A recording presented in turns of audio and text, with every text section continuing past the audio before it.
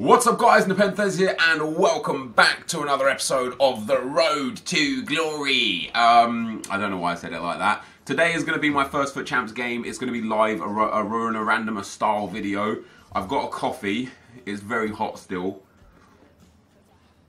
And I'm excited to talk about, what am I excited to talk about? The rewards.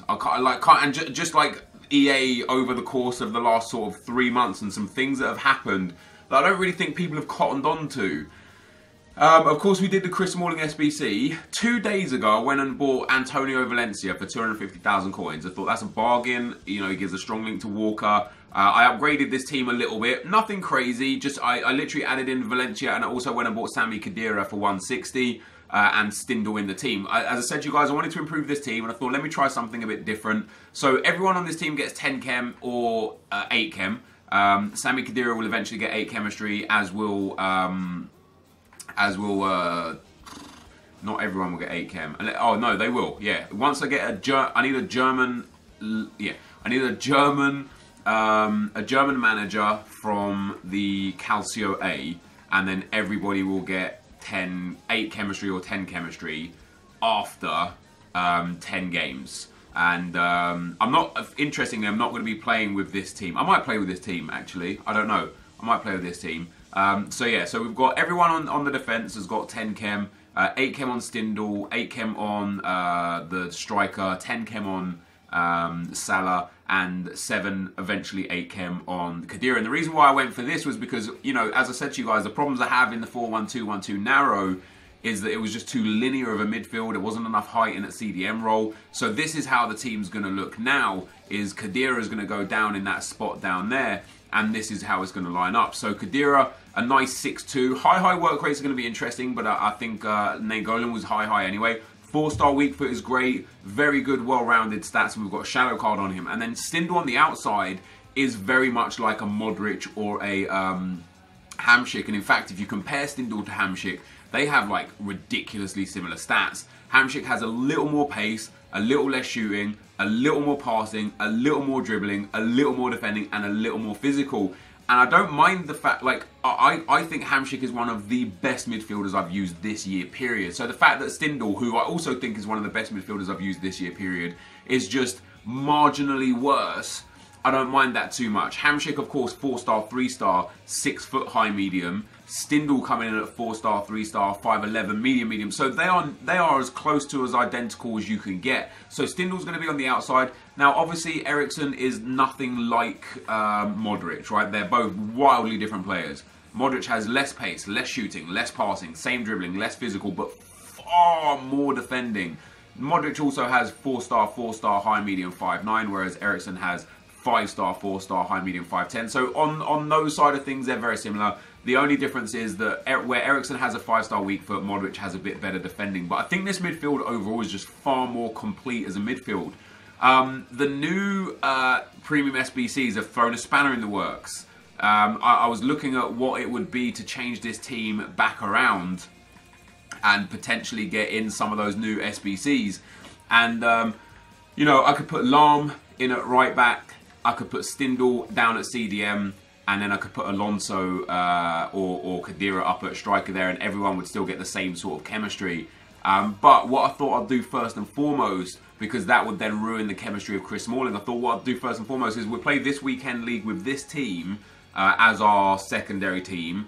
We'll see who the players are next week, because if it is Lampard and Gerrard, what's basically going to happen is we'll go and get Kyle Walker team of the season for right back, Lampard and Gerrard in the centre of the midfield instead of Stindl and Khedira, and then we'll look at who we'll take for the striker and right forward slot afterwards, and maybe keep it the same, just again with lower chemistry. You know, I don't mind players being on 8 chem. So if Lampard and Gerrard went centre mid and CDM with Kyle Walker at right back, everybody in the midfield would have 10 chem except for the person in Stindl's position would be on 8.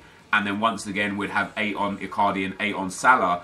And right now, I've got 8 on 3 players anyway. So it wouldn't be any different in that sense, you know. So that's how kind of we're going to do, if it's Lampard and Gerrard. However, I'm probably going to commit to doing all of the premium SBCs just because they're pretty cheap. You know, you're looking at about 120 to 130,000 coins a man. Mane sold, by the way, for 47,000 coins, which was pretty sweet.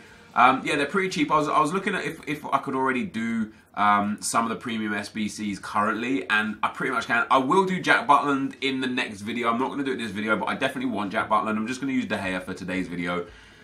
I will, of course, also do all three of Sané, Lucas, and Bellarabi. But for the end of the year, honestly, dudes, I'm not interested in Dirk Kuyt. I'll do Dirk Kuyt at the very end. When I've got nothing else to upgrade, when the game is like fully dead, I will then find a way to get Dirk Kuyt in done.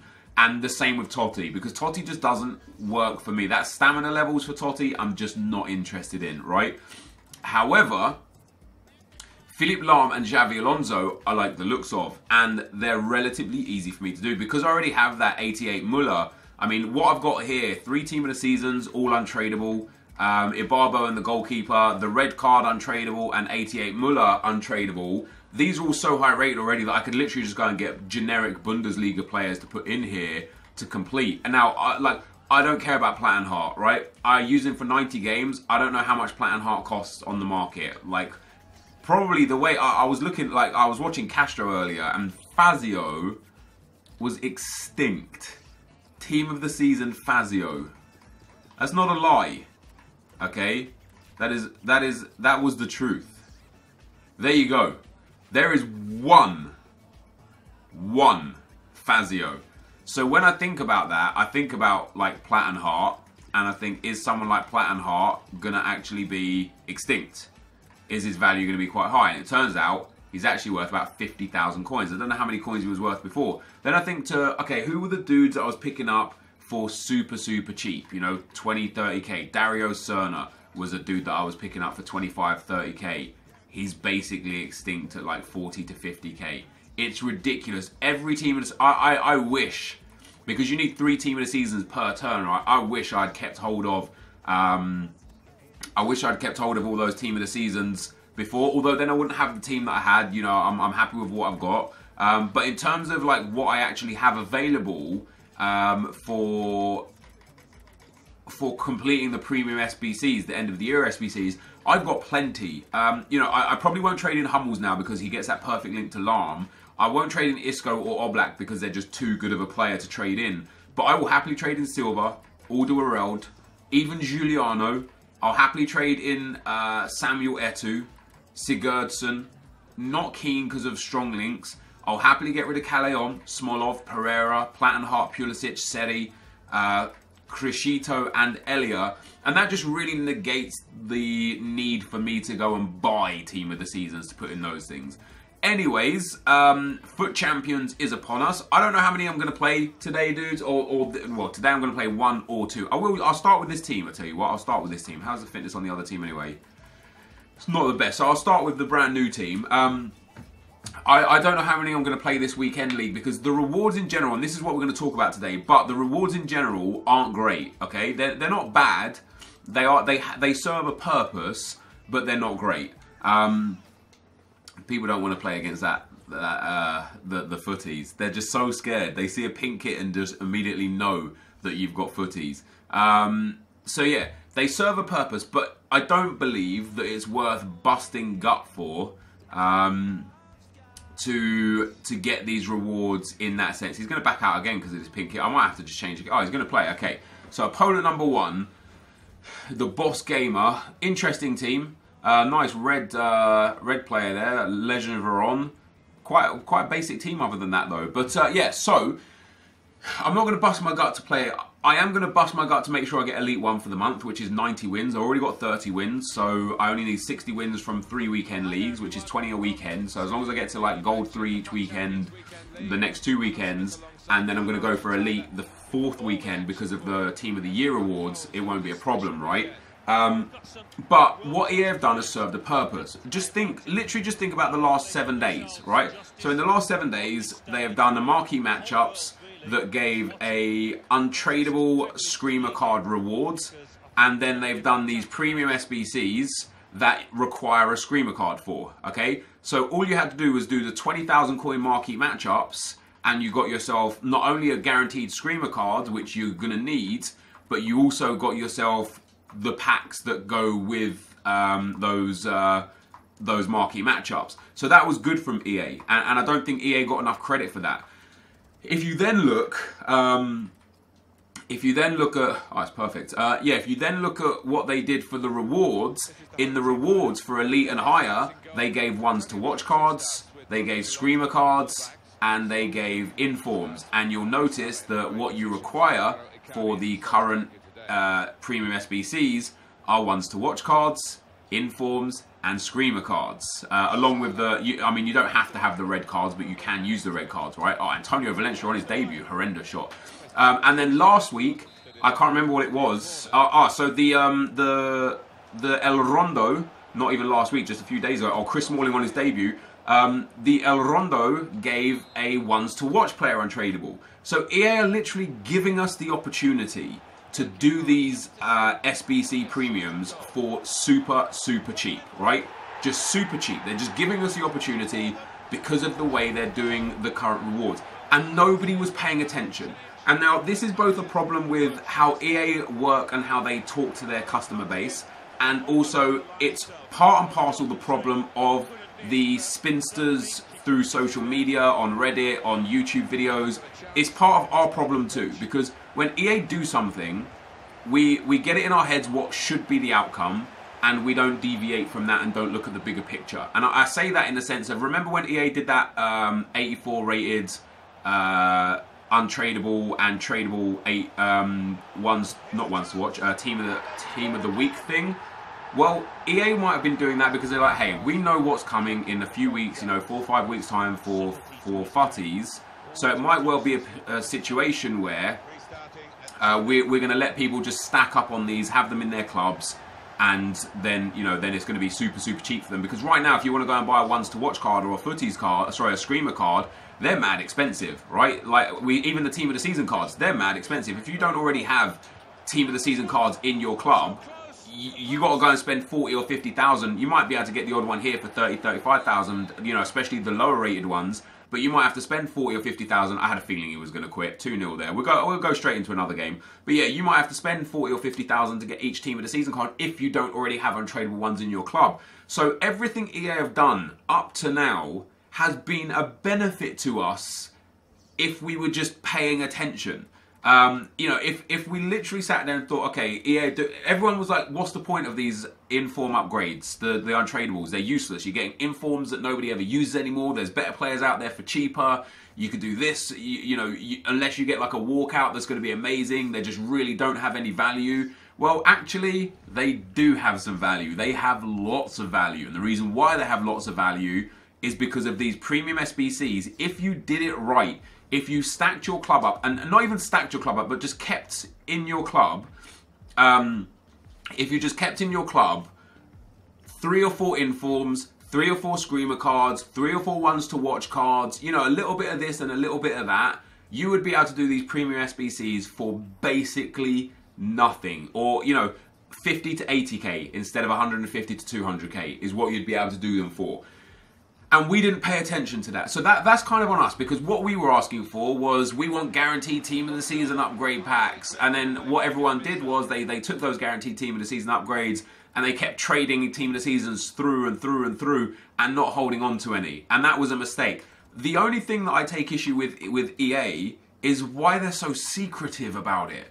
Why they don't just, literally just let people know, hey bros, this is here in store. Now, I wouldn't spend, I wouldn't, like, not flat out tell people what you're going to do, because you don't want to, like, completely ruin the what's to come. But at least be like, these could be useful in the future, winky face, to let people know that, hey, okay, maybe we're just going to have to hold on to these and or do a bit more or grind a bit more instead of, wasting them. And because I used team of the seasons, I used all of my red cards, for example, in the team of the season upgrade, and then from those team of the season cards that I got in the team of the season upgrade, I used those in the tradable team of the season upgrade. And sure, I made some coins from it, but generally speaking, I didn't make much from it. I made probably about 200 to 300,000 coins from trading all my red cards into blue tradable cards. What I would have preferred to done, had I have known, or had I have even been hinted to the point that red cards could be useful for this kind of thing, is I would have saved some red cards. I would have saved, you know, 1 or 2 of each kind of type of red card. A couple of 84s, a couple of 85s, a couple of 86s, etc, etc, etc. I would have saved them all, and now I'd be sitting in a position where I could complete all of these premium SBCs for literally nothing. Which obviously would be absolutely amazing if I could just do them without even trying, wanting, or caring. Yeah, I think there's definitely something to be said for us as a community just getting so blind with our hate towards EA and what they're doing that we don't look at the bigger picture of how what they're doing can actually be helpful to us. So that's definitely something. But I also think that EA in general just need to be a bit more communicative. Like, I think they just need to let us know a little bit more about what's going on, because there are probably a lot of people sitting there right now thinking, God damn it, man, God damn it. I just traded in 2 weeks ago all of my red cards and all of my SBC cards, because even for me, I traded in all of my SBC cards for Team of the Season untradables, right? I really wish I didn't now, because it seems like we're going to need those for premium SBCs again. And we had no idea we'd need them. And I thought with the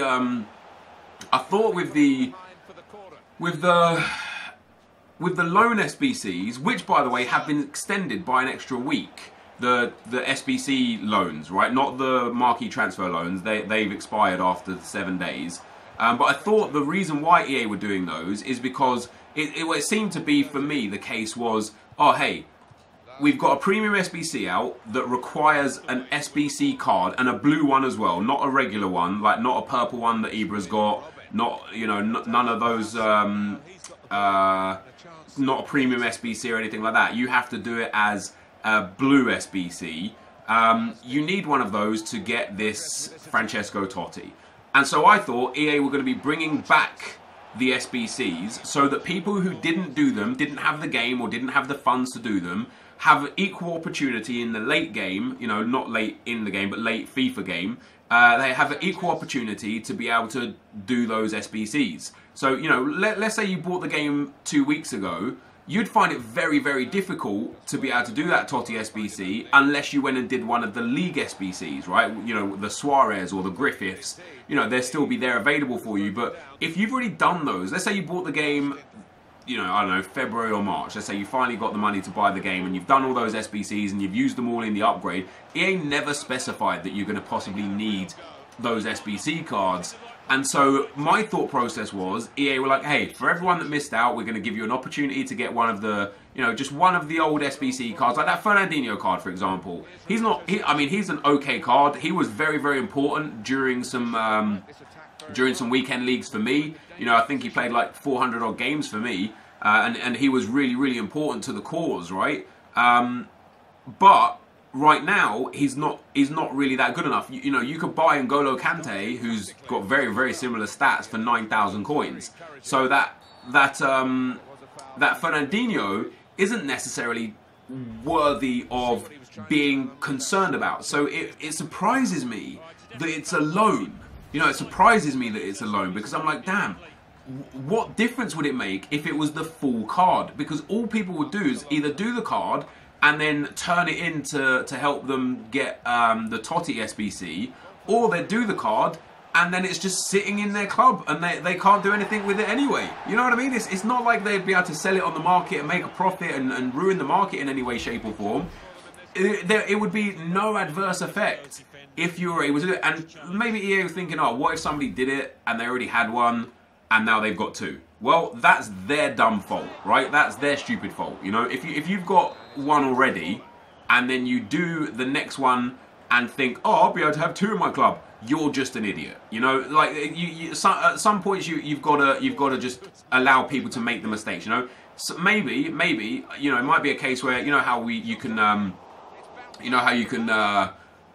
get people to invite you to a game so that so that you can get rid of the duplicate ones. If it were me, I would probably just either use my Fernandinho and then go and get the other one, and now I've got the Fernandinho back and I've used that Fernandinho for Totti, or I would go and get the Fernandinho, get it as a duplicate, ask someone to invite me to a game so I can use the new Fernandinho in the SBC and keep the history of the current Fernandinho that I have. You know what I mean? Like, there's options that could be made. But EA say, oh, how about 40 loan games? And I saw a lot of people taking issue with this, saying, oh, but for those people that weren't able to experience these cards, this is great for them. I mean, it is and it isn't. For example, if you spent all your money on this game on a Premier League team, and then EA are like, oh, here, you could do this special El Shaarawy, you know, do him, you now don't have a team to fit him in, which means you need to use him as a sub. There are players out there that you could do for cheaper that are better as a substitute than that El Shaarawy card. So that means that you have to change your entire team just to fit in that Stefan El Shaarawy. And nobody really wants to do that. Nobody's going to do that. Nobody's going to sell up a whole team to play with one lone player for 30 games, right? It's literally just not going to happen. So there's that to consider. Secondly, it's a lot, like, other than I think maybe 1 or 2 of them have got the 40 games, but the others have 20 or 30 games. That's not even a full weekend league. I would have said before, in last year's FIFA, I would have said, you know what? 20 or 30 games as a loan is actually a lot. You know, you could do 2 or 3 Division 1 runs with that, maybe even 4 Division 1 runs with that, and that's pretty decent, right? But this year, that doesn't even get you through 1 weekend league, or it gets you through a maximum of 1 weekend league. And that's not okay. You know, to say to someone, you've got to change everything in your team to fit this guy in for 1 weekend league run, I literally just don't get it. I don't understand it. So yeah, but one thing that I will say is that us as a community, we need to change the way we behave towards EA, because we behave like dicks towards EA. You know, we've got more content this year than ever before, and instead of expecting EA to explain to us what we want and be open and transparent with them, we should take the first step. We should be the guys that step up and just appreciate and accept and be grateful for the things that they offer us, because then hopefully they'll see that, and in turn they'll return the acts of kindness and be like, hey guys, this is coming, or that's coming, or this is why we did this. You know, even just an explanation as to why they were loans. I was mad that it was loans, man. I could not believe that it was loans. I went on a run on Instagram story. I kept tweeting about it. I literally just, I was baffled as to why it was loans. And that kind of behaviour, that kind of reaction is probably one of the reasons why EA don't try and explain things or say things or talk to people about things, right? Whereas I'm sure if the community were just a normal group of people, which is going to be real difficult to do because we're not a normal group of people, and we're just like, yo, EA, why? You know, what was the thought process behind making these loans? Because we would have preferred them to be the full versions for these reasons. Maybe they would have turned around and been like, hey, this is why we did them as loans. You know, you'll know a little bit more why it's most important to have them as loans in a week or two when something else happens in FIFA. And people are like, oh, what else is happening in FIFA? And then the speculation could begin. But then people are happy in the knowledge that they didn't just get screwed with these loans, but there's actually theory and feedback and understanding as to why there's these loans. Or they might have just turned around and been like, yeah, we put loans out, we thought that was kind of what people wanted. Turns out it wasn't. We're going to re-release them as full versions next week. Or, you know, stay tuned until we find out more. You know, something as simple as we'll let you know a bit more in the next couple of days. We're trying to figure some stuff out. You know what I mean? Like, to open a good line of communication with EA, it seems to be the fact that we as the consumer have to take the first step with being a little bit more passive in the way we talk to EA and the way we combat EA with the things that we think are going wrong. Because the current system of EA doing something that they think is good, us getting mad angry about it, and then getting no information is not a good way to have a relationship with a company that makes the game that we love. And I tell you, dudes, since the Yasir Qureshi, he tweets a lot, man. He usually tweets a lot anyway. He hasn't tweeted since the loans were released, which means he's obviously catching a lot of heat on Twitter and such. And he doesn't deserve that. You know what I mean? He literally doesn't deserve to be abused, because the bottom line is that the final decision may not even have been his. And I remember when Chewboy used to work at EA, Chewboy used to always be like, dudes, you know, I'm just a middleman. I'm just telling you the information. You asked me for the information. I'm telling you the information, and now you're shooting the messenger. That was never fair on Chewboy, and you know, he didn't need that kind of abuse. And Yashir the same. Yashir doesn't need the kind of abuse when, okay, I'm sure he has some influence because he's actually an important integral cog at the EA team, but I'm sure not every decision rests solely on his shoulders, and I'm sure that he might have even saw that and been like, damn man, the community might even backlash to this, but somebody else might have gone, I don't care, you're doing it. You know what I mean? So like, for us to have a better communication with the team at EA that actually talk to us, because they're not even obliged to talk to us, but they do. We gotta be a little bit more respectful and a little bit more sympathetic to the situations that they could be in, because I think only then will we really start to get some true good customer feedback from the people that we want to make the game that we love the best. With regards to rewards, because of the fact that it was best of October and it had Screamer cards and one to watch cards in, it was obvious that we were going to be requiring Screamer cards and one to watch cards for things. When we look at November, there were the Movember cards. And this week coming, we are going to be getting Movember rewards in our elites and top 100s. So with that in mind, it's very likely that next week's premium SBCs, whether it's Gerrard and Lampard or somebody else that I can't think of, because I think it's going to be Gerrard and Lampard, next week, Gerrard and Lampard are most likely going to require Movember cards. So it might be worth, and I'm not saying go out and do it, and you know, this is probably going to end up changing the market, and I'm going to do it myself, but it might be worth just picking up 1 or 2 Movember cards of a decent rating, so that if there is a scenario where you are required Movember cards, you're going to have 1 or 2, and if there isn't, they're dirt cheap anyway. And specifically, if next week EA do a marquee matchups that the reward is a Movember cards, then definitely understand and know that, hey, we are going to need Movember cards for something very soon. It's the next 2 weeks that are intriguing me, because I think December had the Team of the Knockout Stage promo, if I remember correctly, and of course January had Team of the Year. So Team of the Year cards and Team of the Knockout Stage cards are going to be in rewards. The sad point is that Best of October was every special card within October. Not necessarily the best of, but it was the best of October, right? And I think that's pretty sad, because you saw top 100 dudes. I saw one top 100 pack had an 82 rated card as its highest card. 82 rated for finishing like in the top 100 players in the world. And I don't necessarily think that that's fair on somebody that spends so much time playing this game and works their butt off to get top 100. I don't think it's fair that they get those rewards, and then somebody that gets you know, gold 1 opens a 100k pack and gets a Lothar Matthäus, and I saw that as well. I don't necessarily think that's fair. I've talked about the reward structure before. I definitely feel like it needs to be changed and restructured, but that probably won't be for this year's game. That'll probably be for next year's game. With that in mind, though, even for like this week coming or last week Best of October, you got such small chance of getting these best rewards because of how many there are. So for the monthlies, and I think this is why it's so easy to get high in the monthlies, I think there's something like 300 and some odd cards that you're able to get cards for. So when I get 20 red cards for getting Elite 1 for the month, it's very unlikely that I'm going to actually get anything of note or anything of value, because of the fact that there are too many cards out there to probably get anything. So it's, you know, it's unlikely I'll get a Team of the Year card. It's unlikely I'll get any of the high rated informs that are available. It's unlikely that I'll get anything of any note.